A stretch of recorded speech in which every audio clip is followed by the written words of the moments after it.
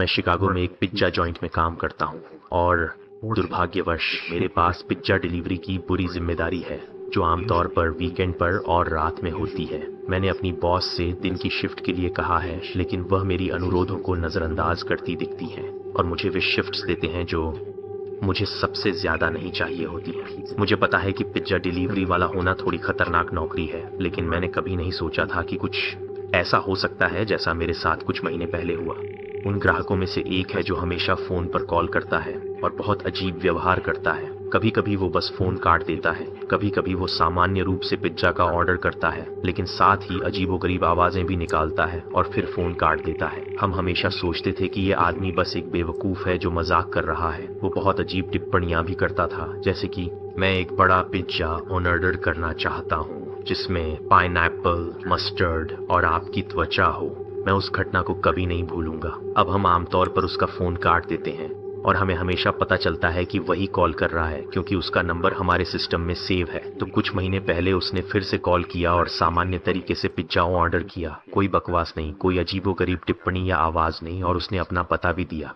मुझे लगा कि इस आदमी के पास आखिरकार डिलीवरी करना दिलचस्प होगा, और जब मैं उसकी घर पहुंचा तो वो किसी डरावनी फिल्म जैसा लग रहा था। एक बहुत पुरानी जगह जो बिल्कुल उस सीमा पर थी जहां हम डिलीवर नहीं करते, शहर के व्यस्त हिस्से में नहीं जहां हमारे ज्यादातर ऑर्डर्स आते हैं। घर लगभग 100 साल पुराना लग रहा था और मुझे कहीं भी रोशनी जलती हुई नहीं दिख रही थी। मुझे डर नहीं लग रहा था या कुछ भी, बस ये देखने की उत्सुकता थी कि वह कैसा दिखता है। जब मैं सामने के दरवाजे पर पहुंचा तो मैंने घंटी बजाई, लेकिन वह काम नहीं कर रही थी, इसीलिए मैंने दरवाजे पर दस्तक दी। मुझे एहसास हुआ कि मैं उस आदमी की सोडा भूल गया और सोचा कि वह मुझे जरूर डांटेगा या मुझ पर चिल्लाएगा। कोई तुरंत जवाब नहीं दिया, इसलिए मैंने इस बड़े दरवाजे पर फिर से दस्तक दी। दूसरे प्रयास के बाद उसने दरवाजा खोला। वह अपने मुंह पर एक अजीब सी दिखने वाली मास्क पहने हुए था, बस मुंह पर ही। उसकी आंखें चौड़ी खुली हुई थीं और मैंने उसे बताया कि पिज्जा की कीमत क्या थी और माफी मांगी कि मैं ड्रिंक भूल गया। उसने नीचे देखा, शायद, फिर कहा कोई बात नहीं, और फिर मेरी तरफ देखा।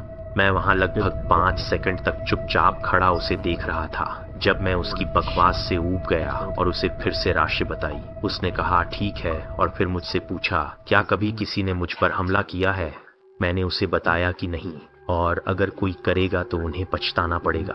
तब उसने अपने मुंह को ढके हुए मास्क को उतार दिया और उसके मुंह के चारों ओर बड़े बड़े गहरे निशान थे। मुझे नहीं पता ये किससे हुए थे, और मैं तो ये भी नहीं सोच सकता कि ये किससे हुए होंगे, लेकिन वह बहुत बुरी हालत में लग रहा था। वह मुझे देखकर मुस्कुराया और उसके होंठ पूरी तरह से फटे हुए थे।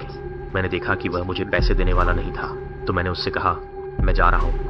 मैं मुड़ा और सीढ़ियां नीचे उतरने लगा और उसने मुझ पर चिल्लाया और दरवाजा जोर से बंद कर दिया। ये हरामी पागल था और मुझे नहीं लगता कि उसकी कोई भी हरकत मजाक थी। उसका आखिरी चिल्लाना बेहद डरावना था। वैसे तो मुझे उम्मीद थी कि वह ऐसा कुछ करेगा।